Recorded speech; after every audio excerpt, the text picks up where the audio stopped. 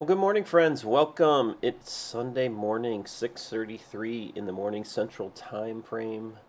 It is good to be here today. I'm West Tennessee Dave, live to you on Twitch and coming to you later on a VOD, whether on YouTube or Twitch. Welcome. Good to see you. I am glad you are here this morning. All right, this morning we are going to start a new book and we are going to be hanging out in this book for quite a while. Maybe you've heard about this book if you know anything about the Bible. Maybe you don't.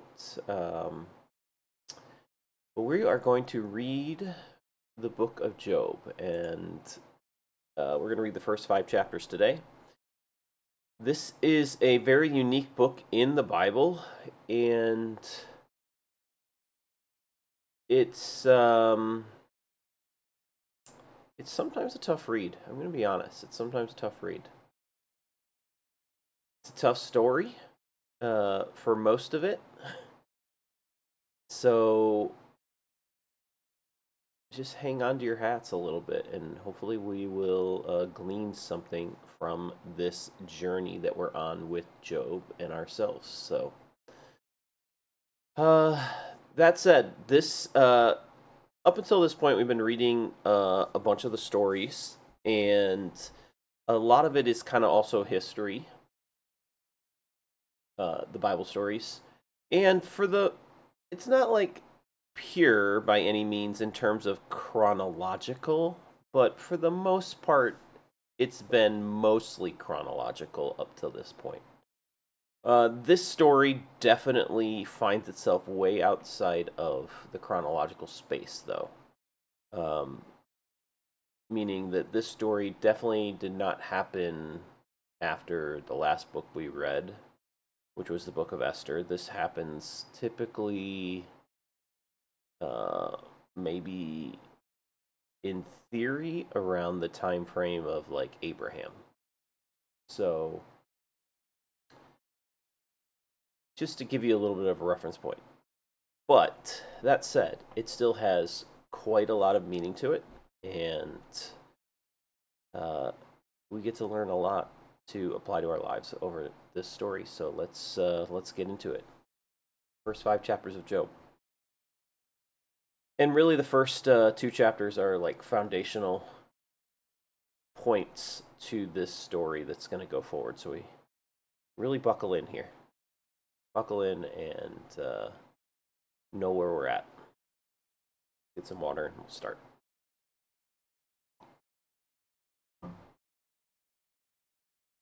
There once was a man named Job who lived in the land of Uz. He was blameless, a man of complete integrity. He feared God and stayed away from evil. He had 7 sons and 3 daughters. He owned 7,000 sheep, 3,000 camels, 500 teams of oxen, and 500 female donkeys. He also had many servants. He was, in fact, the richest person in the entire area. Job's sons would take turns preparing feasts in their homes, and they would also invite their 3 sisters to celebrate with them. When these celebrations ended, sometimes after several days, Job would purify his children. He would get up early in the morning and would offer a burnt offering for each of them. For Job said to himself, "Perhaps my children have sinned and have cursed God in their hearts." This was Job's regular practice. One day, the members of the heavenly court came to present themselves before the Lord, and the accuser, Satan, came with them. "Where have you come from?" the Lord asked Satan. Satan answered the Lord, "I have been patrolling the earth, watching everything that's going on." Then the Lord asked Satan, "Have you noticed my servant Job? He is the finest man in all the earth. He is blameless, a man of complete integrity. He fears God and stays away from evil." Satan replied to the Lord, "Yes, but Job has good reason to fear God. You have always put a wall of protection around him and his home and his property. You have made him prosper in everything he does. Look how rich he is. But reach out and take away everything he has, and he will surely curse you to your face." "All right, you may test him," the Lord said to Satan. Do whatever you want with everything he possesses, but don't harm him physically." So Satan left the Lord's presence. One day, when Job's sons and daughters were feasting at the oldest brother's house, a messenger arrived at Job's house with this news. Your oxen were plowing with the donkeys, feeding beside them, when the Sabians raided us. They stole all the animals and killed all the farmhands. I am the only one who escaped to tell you. While he was still speaking, another messenger arrived with this news. The fire of God has fallen from heaven and burned up your sheep and all the shepherds. I am the only one who escaped to tell you. While he was still speaking, a third messenger arrived with this news. 3 bands of Chaldean raiders have stolen your camels and killed your servants. I am the only one who escaped to tell you. While he was still speaking, another messenger arrived with this news. Your sons and daughters were feasting in their oldest brother's home. Suddenly, a powerful wind swept in from the wilderness and hit the house on all sides. The house collapsed, and all your children are dead. I am the only one who escaped to tell you. Job stood up and tore his robe in grief. Then he shaved his head and fell to the ground to worship. He said, I came naked from my mother's womb, and I will be naked when I leave. The Lord gave me what I had, and the Lord has taken it away. Praise the name of the Lord. In all this, Job did not sin by blaming God. Good morning, Lufla. Good to see you. Welcome. Good morning, Sauce. One day, the members of the heavenly court came again to present themselves before the Lord, and the accuser, Satan, came with them. Where have you come from? The Lord asked Satan. Satan answered the Lord, I have been patrolling the earth, watching everything that's going on. Then the Lord asked Satan, have you noticed my servant Job? He is the finest man in all the earth. He is blameless, a man of complete integrity. He fears God and stays away from evil. And he has maintained his integrity, even though you urged me to harm him without cause. Satan replied to the Lord, skin for skin. A man will give up everything he has to save his life. But reach out and take away his health, and he will surely curse you to your face. All right, do with him as you please, the Lord said to Satan, but spare his life. So Satan left the Lord's presence, and he struck Job with terrible boils from head to foot. Job scraped the skin with a piece of pottery, a broken pottery, as he sat among the ashes. His wife said to him, Are you still trying to maintain your integrity? Curse God and die. But Job replied, You talk like a foolish woman. Should we accept only good things from the hand of God and never anything bad?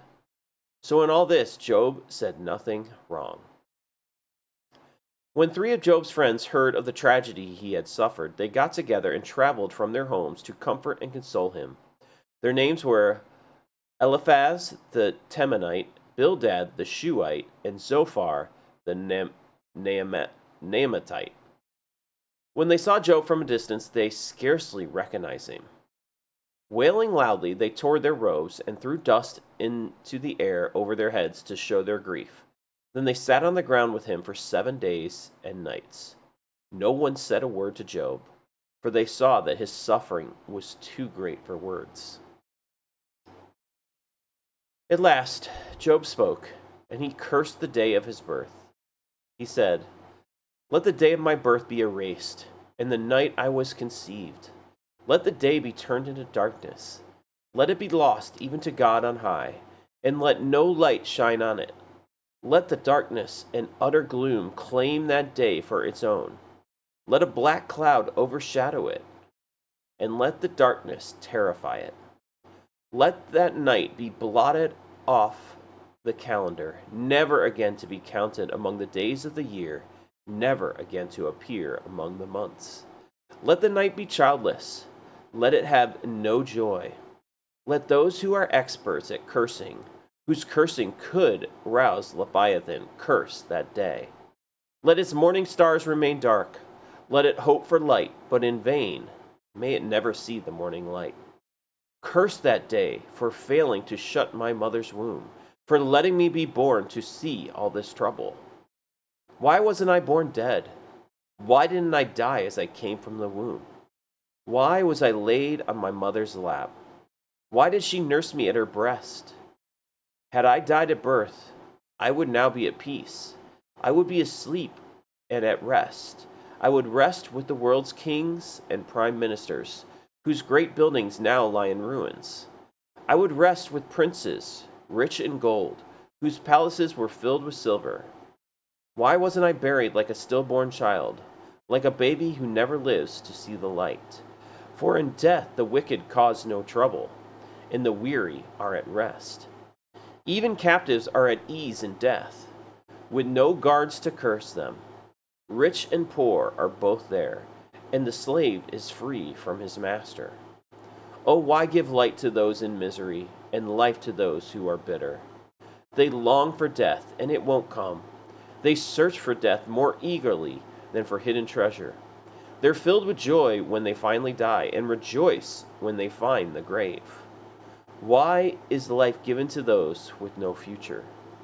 Those God has surrounded with difficulties. I cannot eat for sighing. My groans pour out like water. What I always feared has happened to me. What I dreaded has come true. I have no peace, no quietness. I have no rest. Only trouble comes. Then Eliphaz the Temanite replied to Job, Will you be patient and let me say a word? For who could keep from speaking out? In the past you have encouraged many people. You have strengthened those who were weak. Your words have supported those who were failing.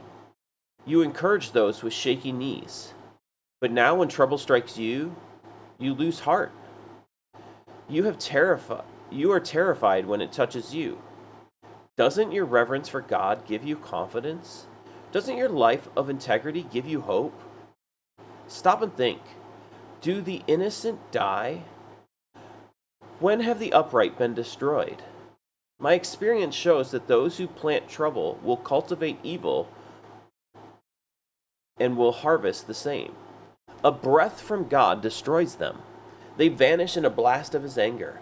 The lion roars and the wildcat snarls, but the teeth of the strong lions will be broken. The fierce lion will starve for the lack of prey, and the cubs of the lioness will be scattered. The truth was given to me in secret, as though whispered in my ear. It came to me in a disturbing vision at night, when people are in a deep sleep. Fear gripped me, and my bones trembled. A spirit swept past my face, and my hair stood on end. The spirit stopped, but I couldn't see its shape. There was a form before my eyes. In the silence, I heard a voice say, Can a mortal be an innocent before God? Can anyone be pure before the Creator? If God does not trust his own angels, and has charged his messengers with foolishness, how much less will he trust people he made of clay? They are made of dust, crushed as easily as a moth. They are alive in the morning, but dead by evening, gone forever without a trace. Their tent cords are pulled, and their tent collapses, and they die in ignorance. Cry for help, but will anyone answer you? Which of the angels will help you? Surely resentment destroys the fool, and jealousy kills the simple. I have seen that fools may be successful for the moment, but then comes sudden disaster. Their children are abandoned far from help. They are crushed in court with no one to defend them. The hungry devour their harvest, even when it is guarded by brambles. The thirsty pant after their wealth, but evil does not spring from the soil, and trouble does not sprout from the earth. People are born for trouble as readily as sparks fly up from a fire. If I were you, I would go to God and present my case to him. He does great things too, marvelous to understand. He performs countless miracles. He gives rain for the earth and water for the fields. He gives prosperity to the poor and protects those who suffer. He frustrates the plans of schemers, so the work of their hands will not succeed. He traps the wise in their own cleverness, so their cunning schemes are thwarted. They find it is dark in the daytime, and they grope at noon as it were night. He rescues the poor from the cutting words of the strong, and rescues them from the clutches of the powerful. And so at last the poor have hope. and the snapping jaws of the wicked are shut. But consider the joy of those corrected by God. Do not despise the discipline of the Almighty when you sin. For though he wounds, he also bandages. He strikes, but his hands also heal. From 6 disasters he will rescue you. Even in the 7th, he will keep you from evil. He will save you from death in time of famine, from the power of the sword in time of war. You will be safe from slander and have no fear when destruction comes. You will laugh at destruction and famine. Wild animals will not terrify you. You will be at peace with the stones of the field, and its wild animals will be at peace with you. You will know that your home is safe.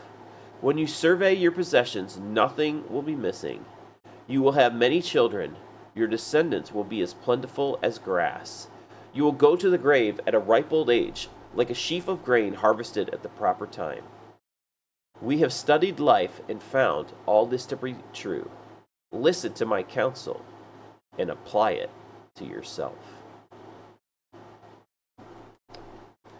Okay, and that's where we're going to stop for today.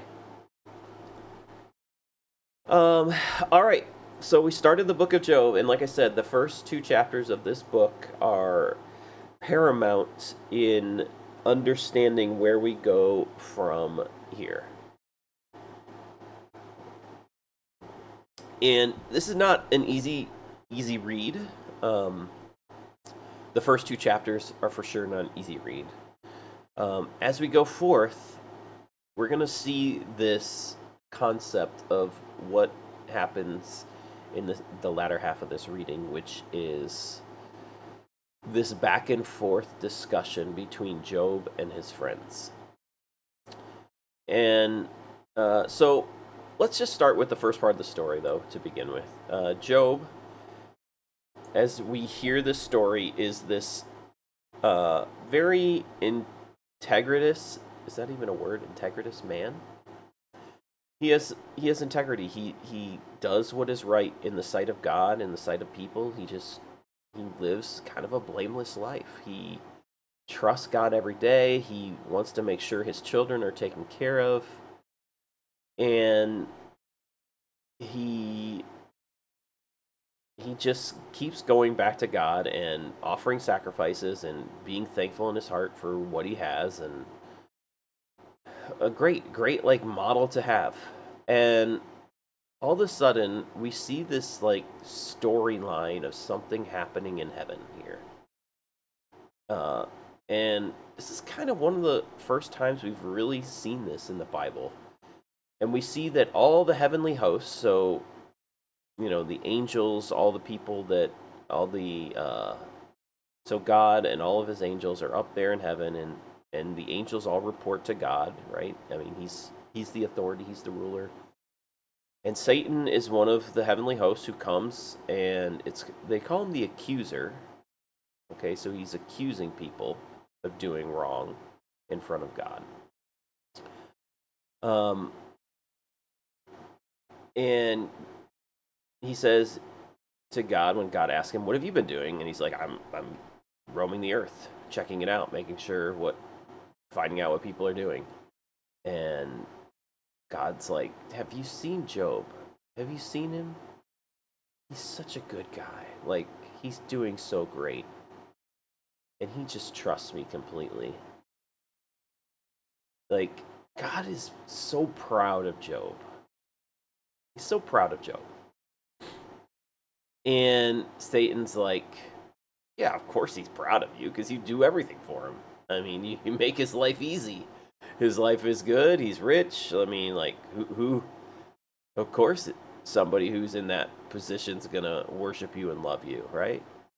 And, so Satan, who's just like, he just wants to get people to not worship, to curse. Like, his goal is to get people to curse God. We see that here, right? We see part of it here. I mean, he has lots of maybe other goals or whatever, but we see in this case that he is trying to... Oh, this is why it's off a little bit. It's kind of weird. Sit back over here. Sorry. Tries to get people to not worship and trust God. And God's like, look, Job's full integrity. He's gonna get it, man. So if you think that that's the reason, if you really think that's the reason, go ahead, take away his things. Let's see what happens, right? He's still just so proud of Job, and he's like, Job's gonna do the right thing. And I mean, this story is harsh. Like, he basically loses everything he owns, all of the wealth he's created. His children are all gone. The only thing left is his wife and his self and a few people that come back to tell him the bad news. And, you know, in all this bad news, Job just basically tears his clothes and worships God and says, I came in with nothing. I'm going to leave with nothing. In the middle, I'm still going to worship God. And then it goes even further. Satan's like, well, Satan's like, I didn't win this one, but, you know, if you give me his own life and what matters to him, like health and wellness, then he'll curse God. So we test that. We see Job still doesn't curse God. In fact, his wife comes up to him and says, look, man, how do you think that you are good? Like, everything bad is happening in your life. You've lost everything, and now your health is gone. Like, obviously, they're thinking that God is punishing them. And if you then hear Job's story, like he sits down with his friends. He's in bitter mourning, and bitter mourning is a terrible place to be as a human being. It is a hard place to mourn, to deal with the loss of things. It can be stifling.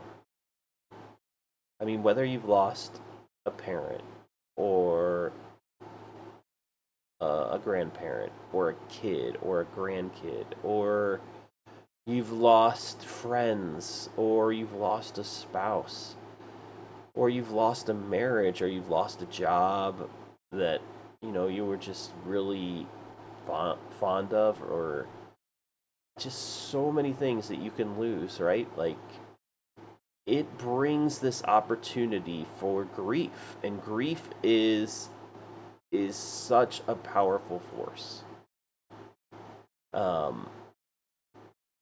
And Job is grieving. He is grieving. He is sad, and you know, you hear his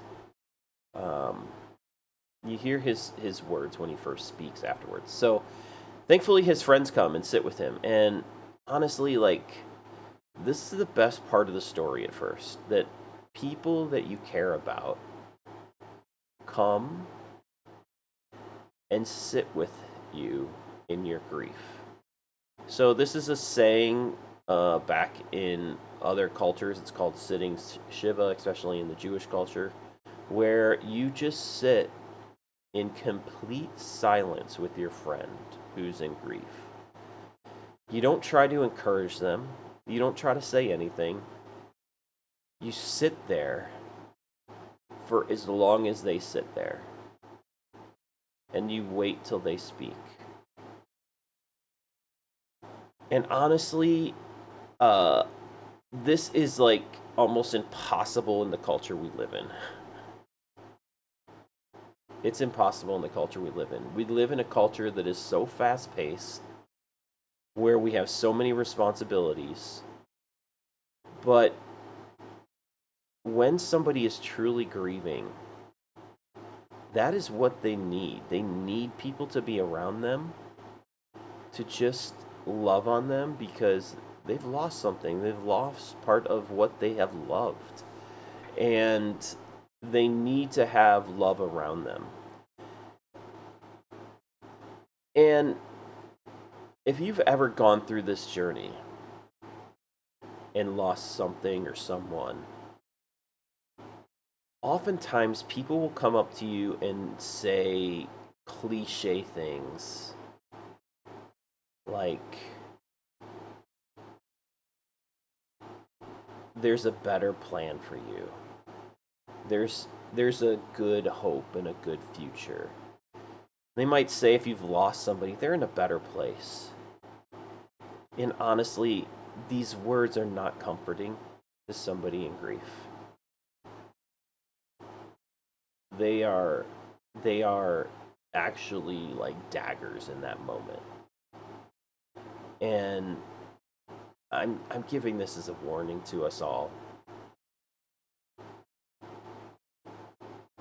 It we always want to find good, and sometimes we want to encourage somebody into a better place. But grief is a weird thing, and not allowing somebody to sit in the place of difficulty and hardship and just trying to get them on like a happy path is not probably the best place in life. So, anyways, the friends come, they sit. They sit there. It says, how long did it say? Like, I think they sat for 7 days with Job. Um, let me look at this again here.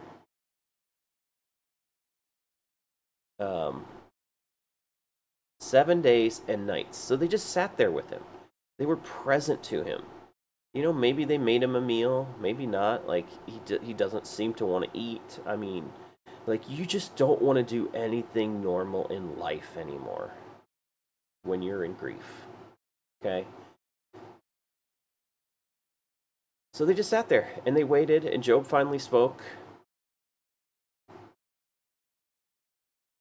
And, you know, basically, he is lamenting the fact that he is even alive. He's like, death would have been better for me than this. Right? And that's how people feel in grief. Like, this is like just a pure, raw emotion that when you lose something that is so great in your life, so often you want your life to be over too. You wish that you weren't born because the pain is the greatest pain that you've ever felt, and you have no concept of what this is going to look like. And Job's going through that. And then finally, one of his friends, after he kind of gives his first one and stops talking and stops cursing the day he was born, says, look, man, like he starts the journey of trying to reframe and give truth and wisdom to his friend, saying, look, like this is what we understand through living in life. Like what you're going through stinks, but like this never happens to anyone that is good and does what is right. It's basically the underlying message that his friend is saying. Nothing like this has ever happened to somebody who's lived with integrity. And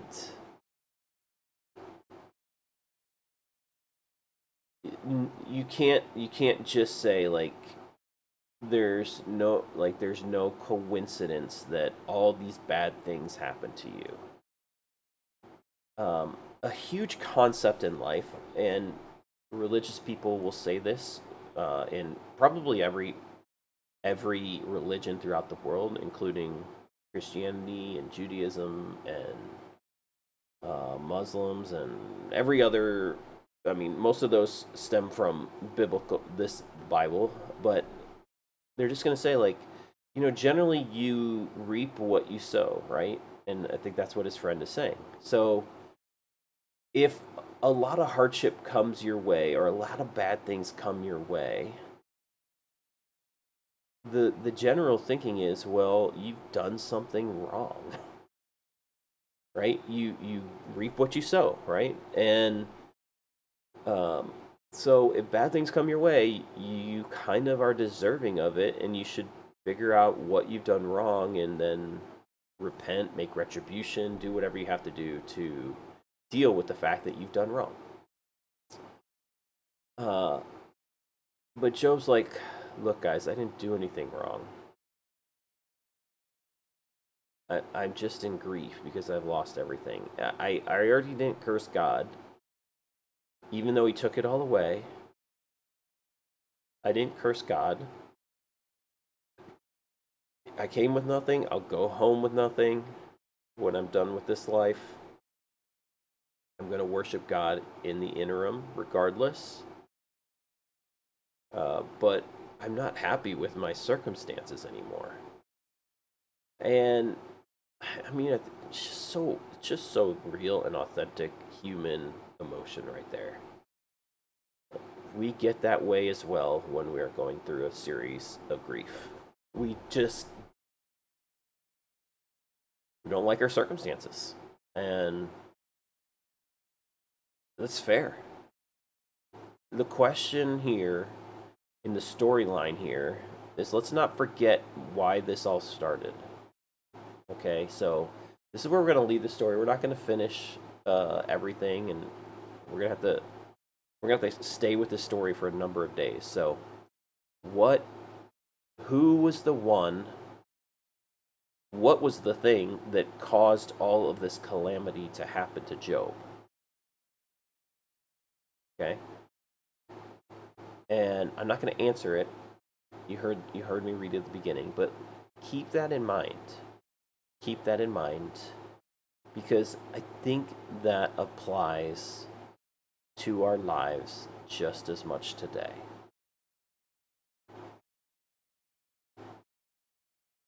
And we're gonna see this. We're gonna see this story play out, right? The goal of this, the big picture here was, God is honoring and loving Job and so proud of him. And Satan says it's because of your love and all the things you do for him. And then God basically grants Satan the ability to do some things to Job, but not everything.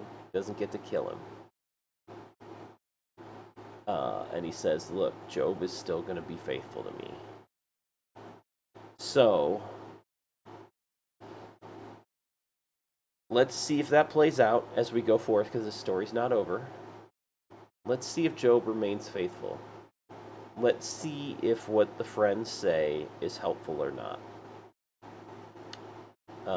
Because, like I said, there's a lot of words that friends can say to somebody who's going through grief to try to cheer somebody up or get them into better spirits, or just to put their own truth on circumstances. Is that a good strategy or not? And let's find out. Let's find out as we go forth from here. So, it's not really a cliffhanger. Like, this story's just going to take a number of days, and that's okay. One of the longer stories in the Bible. So, thanks for being here, guys. Thank you for coming. And thanks for hanging out.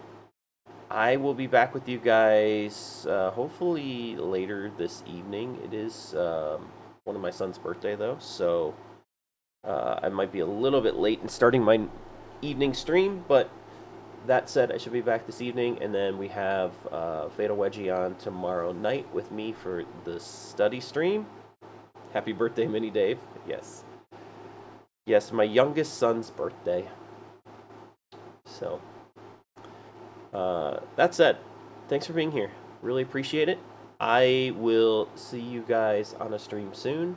Have a great Sunday, and I will catch you guys later.